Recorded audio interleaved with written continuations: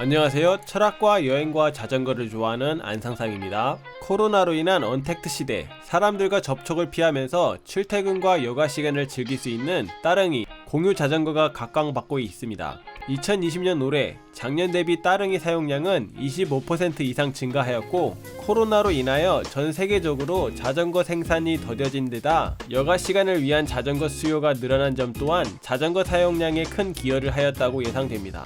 따릉이는 2014년 서울특별시에서 시범 운영을 시작한 공유 자전거입니다.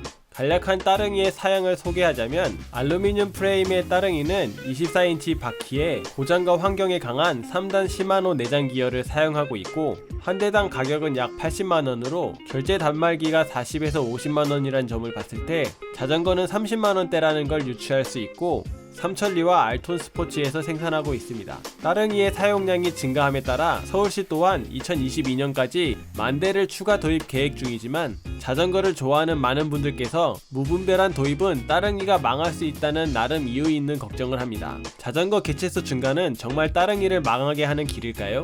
그리고 무엇이 이런 걱정을 만들었을까요? 원인은 바로 중국에 있었습니다. 오포는 중국 공유 자전거라는 산업을 창조한 기업입니다. 2014년 공유 자전거 서비스를 실시하였고, 중국 거대 기업 알리바바와 샤오미 등의 투자로 기업 가치액은 원화 3조까지 치솟았지만, 동시에 많은 신생 업체들과의 과도한 경쟁으로 공유 자전거 시장이 포화되었고, 회사 자금 조달의 문제로 2018년 회사 경영의 악화 소식을 들은 사용자들은 보증금 환불 요구가 급증하였고, 현 시점에도 환급이 불가할 정도로 오포는 사실상 파산하였다고 볼 수 있습니다.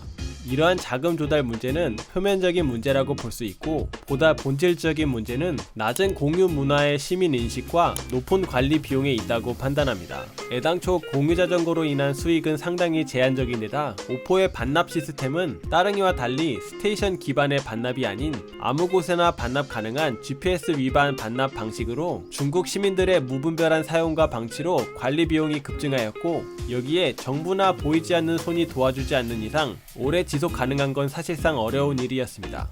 그렇게 중국의 공유 자전거 시장은 시작은 좋았으나 처참하게 무너졌고, 중국에 비해 따릉이와 비슷한 시스템을 먼저 도입하였고, 현재까지도 운영을 이어가는 나라가 있습니다. 먼저 공유 경제, 공유 자전거의 핵심은 세 개의 톱니바퀴가 잘 맞물려야 원활한 유지가 가능합니다. 첫 번째는 적절한 수요와 공급, 두 번째 뛰어난 내구성, 세 번째는 사용자의 시민 의식에 있습니다. 대만의 유바이크는 2009년부터 대만의 수도 타이페이시 정부 교통국에 의해 시스템이 갖춰 나갔으며, 따릉이와 동일한 사양의 유바이크는 대만 자전거 대기업 자이언트에서 생산을 하였고, 제가 직접 오포, 따릉이, 유바이크 세 대 모두 타보았지만, 그중 유바이크는 동일한 내장 기어와 브레이크임에도 관리가 상당히 잘 돼 있어 변속이나 브레이크도 만족스러웠습니다. 스테이션 반납과 주기적인 정비로 자원의 적절한 수요 공급과 내구성을 유지하였고, 성숙한 시민의식으로 여전히 유지가 잘 되고 있고, 시간당 대략 350원이란 점은 따릉이에 비해 저렴한 가격입니다. 타이완 넘버원 서울의 공유 자전거 따릉이 또한 다양한 변화를 시도하고 있고,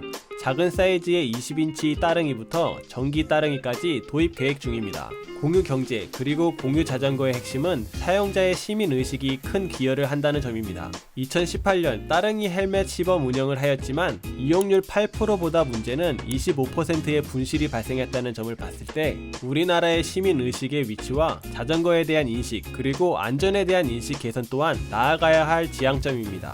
하지만 공유 자전거는 수익 창출의 수단이 아닌 시민의 여가 활동과 문화에 큰 기여를 한다는 점에 있어서는 정부는 이러한 문화를 국민에 제공해야 하며, 결과를 떠나서 새로운 시도들이 많아져야 한다고 생각합니다. 많은 시민들이 자전거를 접한다는 것은 자연스럽게 자전거 문화 성장과 산업에 큰 기여를 할 수 있다는 점은 틀림없는 부분이고, 자전거 관련 유튜버들이 더 많아져야 하고 응원이 필요한 이유 또한 이러한 점에 둘 수 있습니다. 그러니 구독과 좋아요를 눌러주세요. 오포와 따릉이는 기업과 공기업이라는 점부터 시작점이 달랐고, 지나친 경쟁, 관리감독 부실과 시민의식 결여가 실패의 원인이었다고 분석합니다. 따릉이의 평균 기동률은 10대 중에 7대, 나머지는 정비나 점검을 받는 상황이고, 수명은 약 3년이라고 합니다.